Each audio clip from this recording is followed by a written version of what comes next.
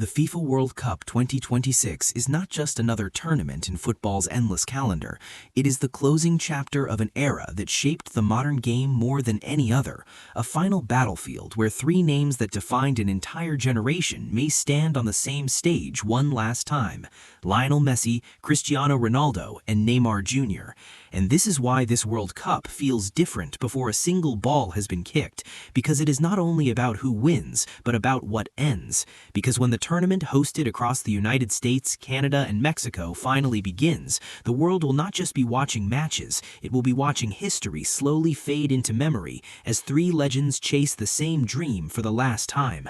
And to understand why World Cup 2026 feels like a final war, you have to understand how deeply these three players shaped football's identity. Because Messi, Ronaldo, and Neymar were never just footballers. They were symbols, arguments, religions, and obsessions. Messi represented purity, creativity, and genius, a player who made the impossible look natural, who seemed to glide rather than run, who turned small touches into masterpieces.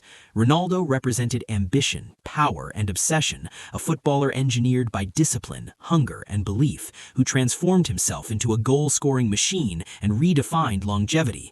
And Neymar represented joy, flair, and chaos, the street footballer who brought smiles, tricks, and unpredictability back into a game increasingly obsessed with systems and efficiency. And for nearly 20 years, these three coexisted, sometimes colliding, sometimes dominating separately, but always shaping the same football universe. And while Messi and Ronaldo built the most famous rivalry in sports history during their years in Spain, Neymar rose as the Prince of Brazil, the player destined to inherit the throne of Pelé and Ronaldinho. And as the years passed, every Ballon d'Or, every Champions League night, every international tournament added pressure, expectation, and debate, because greatness was no longer measured by talent alone. It was measured by trophies, moments, and legacy. And nowhere did that pressure feel heavier than at the World Cup, the tournament that defines football immortality. Because club success can be shared, debated, and contextualized, but the World Cup stands alone, unforgiving, emotional, and eternal. And for Messi, the World Cup was once a source of pain, because despite his brilliance, Argentina fell short again and again. Finals lost in 2014, Copa America defeats, criticism from his own country, tears that suggested even the greatest could feel powerless. While Ronaldo lifted Portugal to European glory, but watched World Cups pass without the one moment that would crown his career. And Neymar, burdened by Brazil's obsession with World Cup success, carried expectations so heavy they bent his career under their weight, injuries arriving at the worst moments, defeats that felt personal, and accusations that his talent was being wasted or misused. And then came Qatar 2022, the tournament that changed everything. Messi's fairy tale redemption, Argentina's unity, drama, and resilience, the final that many consider the greatest in history. And when Messi lifted the trophy, something shifted, because one chapter closed while another opened. Ronaldo's World Cup ended quietly, painfully, with questions rather than celebrations. Neymar once again fell short, watching Brazil exit before the final. And suddenly, the narrative became clear. 2026 would be the last chance, because time, age, and reality were no longer negotiable. Messi will be 39, Ronaldo 41, Neymar 34, numbers that football history does not forgive. Yet legends have always existed outside normal rules, and that is why belief still survives. Because Messi no longer needs to dominate entire matches, he only needs moments, touches, decisions. Ronaldo no longer needs to run endlessly, he needs one chance, one header, one decisive strike. And Neymar, if healthy, still possesses the creativity and unpredictability that can dismantle any defensive structure. And when you examine their teams, the war becomes even more complex. Argentina arrive not just as champions, but as a complete system, a team that no longer collapses under pressure. Lionel Scaloni has built a side based on sacrifice, discipline, and collective belief, where Messi is the leader but not the burden, supported by players like Julian Alvarez, Enzo Fernandez, Alexis McAllister, Rodrigo de Paul, and Christian Romero, players who fight, press, and suffer so Messi can decide games, making Argentina one of the most balanced and mentally strong teams in international football. And if Messi were to win again, it would place him in territory no modern footballer has reached, becoming the first player since Pelé to win 2 World Cups, sealing a legacy that would stand almost untouched by debate. while Portugal arrive with perhaps the deepest and most talented squad in their history, a golden generation stacked with creativity, athleticism, and tactical intelligence. Bruno Fernandes, Bernardo Silva, Rafael Leao, João Felix, Ruben Dias, players capable of controlling games at the highest level. And while Portugal no longer rely entirely on Ronaldo, his presence still defines them, because leadership, belief, and fear factor cannot be replaced.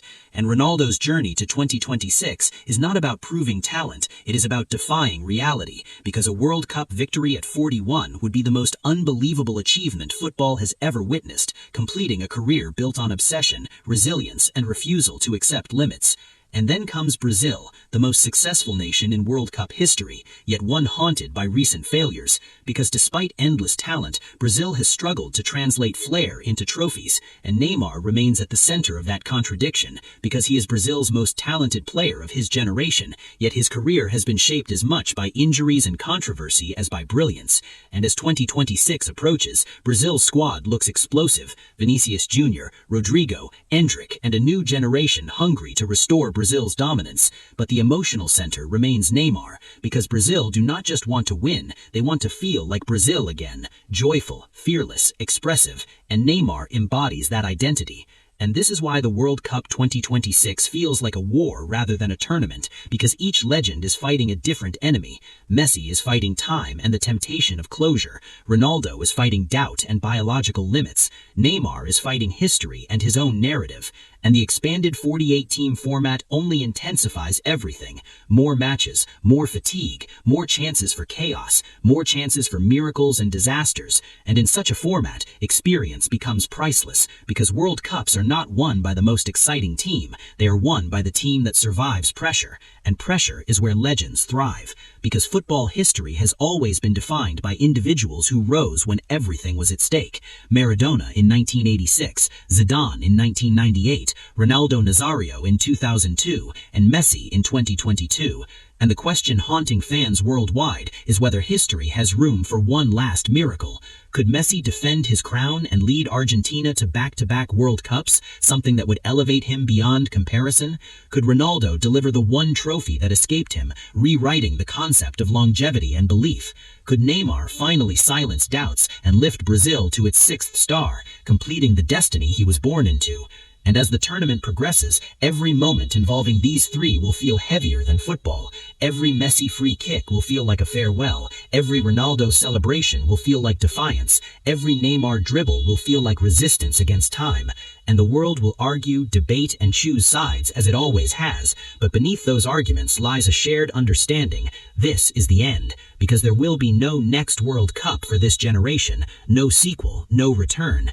And when the final whistle blows on World Cup 2026, football will move on, but something irreplaceable will be gone. Because football will always produce stars, but it will never again produce an era defined by three players so different, yet so dominant at the same time. And when the trophy is finally lifted by one of them, or by a team shaped around them, it will not just crown a champion, it will close a chapter that millions grew up with, argued over, defended passionately, and loved deeply. And that is why World Cup 2026 is not just a competition, it is a goodbye. A final war not fought with hatred, but with pride, memory, and legacy. And when the lights go out and the stadium's empty, only one name will be written next to the trophy, but Messi, Ronaldo, and Neymar will forever be written into football's soul.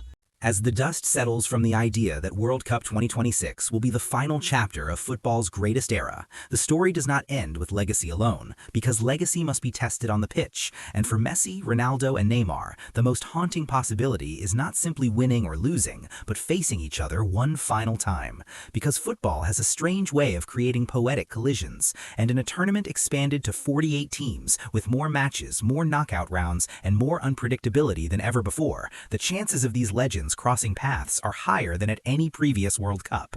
And that is where the final war truly begins, because it is one thing to chase history separately, but it is another to eliminate a rival with your own boots. And when we imagine the possible paths, the scenarios feel almost scripted by destiny. Argentina versus Portugal in a knockout round, Messi against Ronaldo one last time on the world's biggest stage, or Brazil versus Argentina, Neymar facing Messi in the most emotionally charged rivalry in international football, or Brazil versus versus Portugal, Neymar against Ronaldo, flair versus force, joy versus obsession. And to understand how these clashes could unfold, you must first understand the structure of World Cup 2026, because with 12 groups of 4 teams and an expanded knockout phase, the margin for error becomes thinner for favorites, but survival becomes more likely for experienced squads. And that is where Argentina, Portugal, and Brazil gain an advantage, because all three are built not just to entertain, but to endure.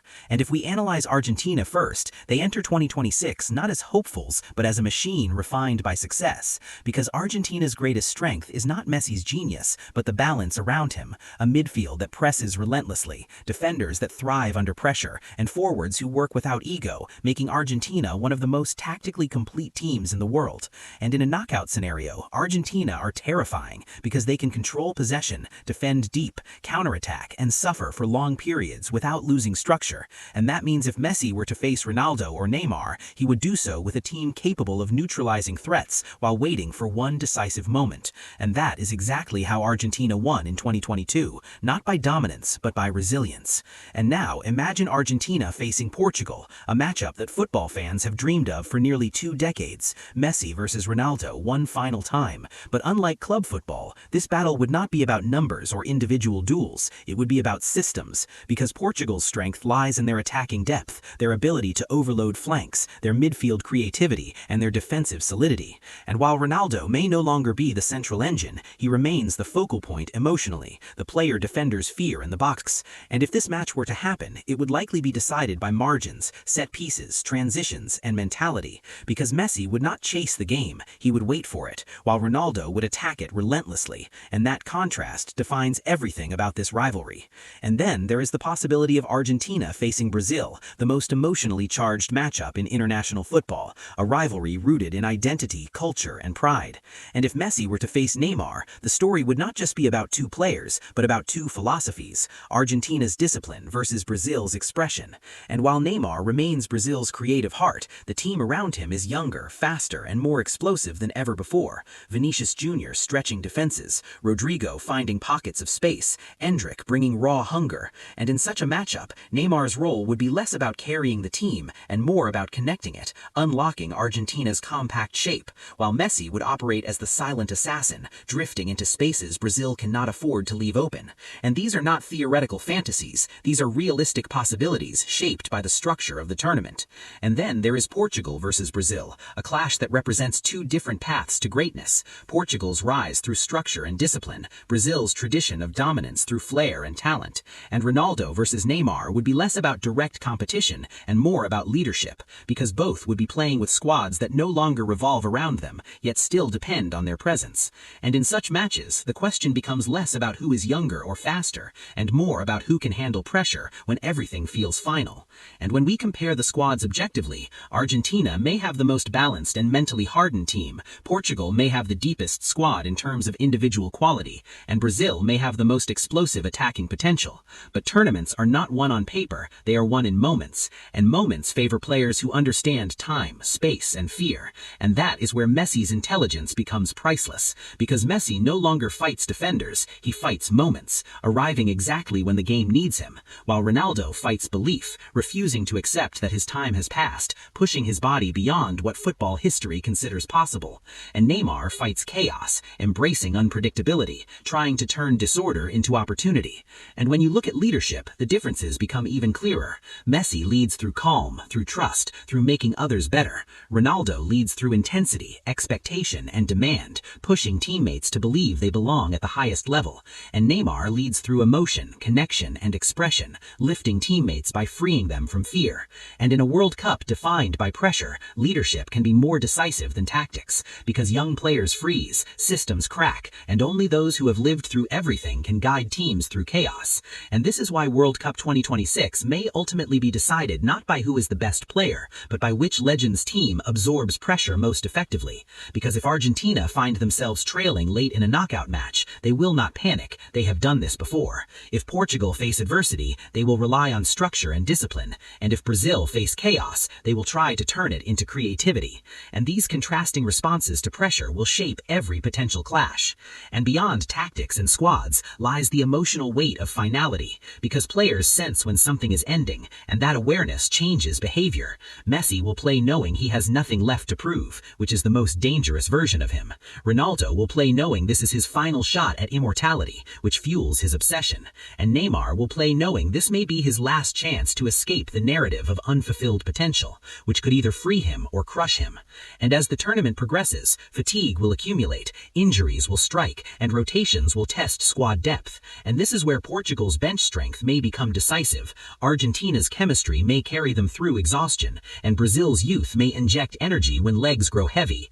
And in the later stages, if these teams meet, the matches will not be decided by beautiful football, but by survival, penalties, moments of madness, and moments of genius. And imagine a semi-final where Messi scores a decisive goal against Brazil, sending Neymar home, or Ronaldo converting a late header against Argentina, eliminating Messi one final time, or Neymar delivering a moment of magic that ends Ronaldo's dream.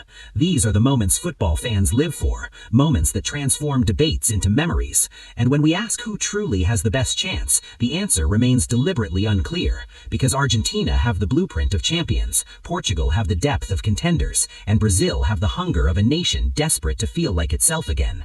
And that uncertainty is what makes this World Cup feel like destiny rather than sport, because no matter who wins, the story will feel complete. And when the final whistle blows on the last match involving Messi, Ronaldo, or Neymar, football will not just lose players, it will lose reference points, debates that lasted decades, rivalries that defined weekends, and emotions that shaped childhoods. And that is why the final war is not about destroying each other, but about surviving long enough to face each other. Because only by crossing paths can legacy be truly tested, and only by facing their rivals can these legends close the circle they began years ago. And when World Cup 2026 ends, the winner will lift the trophy, but the true victory will belong to football itself, for having witnessed an era that will never be repeated.